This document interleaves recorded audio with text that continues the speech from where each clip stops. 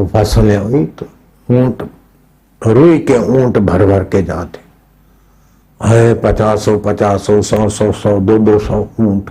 आपके 10 ट्रक तो उधर 100-200 ऊंट हो जाएंगे। ऊंट भर के कतार करके रुई से लदे लदे ऊंट जा रहे थे। तो राजकुमारी महल में खड़ी खड़ी देख रही थी, अरे ऊंट ऊंट ऊंट रुई रुई रुई, इतनी रुई, बाप रे इतनी रुई, कौन काटेगा कौन पींजेगा, इतनी रुई कौन पींजेगा कौन काटेगा, कैसे केर पिंजंदो केर कतींदो, केर पिंजंदो केर कतींदो। सोचने लग गई। सोचते सोचते दिन में रात में मानसिक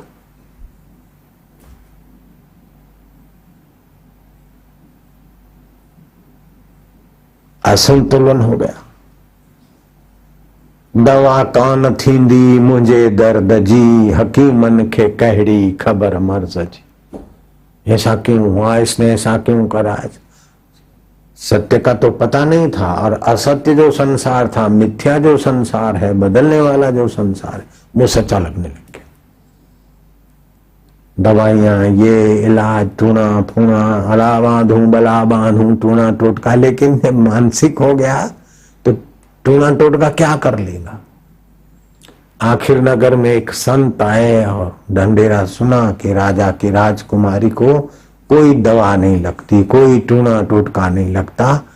राजा बड़े दुखी हैं, राजकुमारी को कोई ठीक कर दे तो राजा उनके चरणों में अपना मस्तक रखेंगे। ये संत ने कहा, मस्तक रखेंगे तो क्या है, नहीं रखे तो क्या है, राजकुमारी को ठीक तो कर लेंगे, बच्ची है अपनी। जो संत जरा शांत हो तो संत के चित्त में वो आके कुछ भी नहीं बात में। तो राजकुमारी को संदेशा भिजवाया राजा को कि ले आ तेरी बेटी को हम ठीक कर देते। उसके साथ की जो सहेली उसकी सेवा में है पुरानी, उसको भी ले आना। बोले कब से क्या हुआ था। तो सहेली ने बात बात में संत ने पूछा, तो सहेली ने बताया कि एक बार वो बालकनी में बैठे बैठे देखा था ऊंटों की कतार, बस तब से इनको कुछ हो गया है। क्या पता कोई छाया पड़ गया, कोई परी की असर पड़ गई है, कोई भूत की हवा लग गई है, कौन पींजेगा कौन काटेगा, ऐसा बोलती थी। बस उसके बाद तो ऐसी आंखें फटी इसकी, वायरी थी वायरी।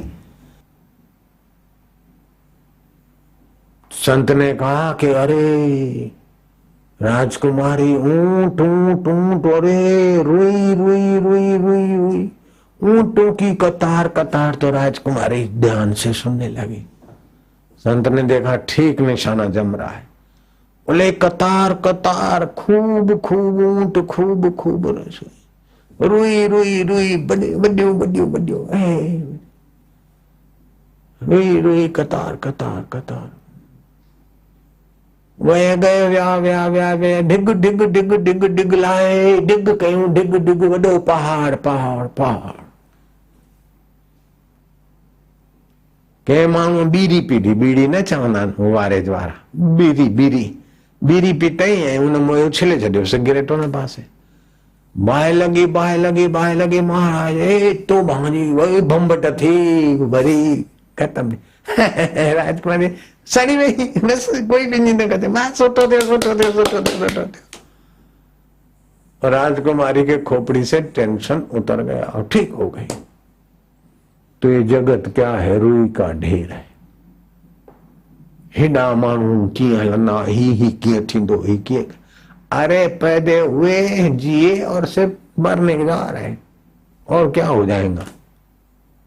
जैसे जल में बुध बुधा, उपजे बिन से नीत, जग रचना तैसी रची जान ले रे मीत।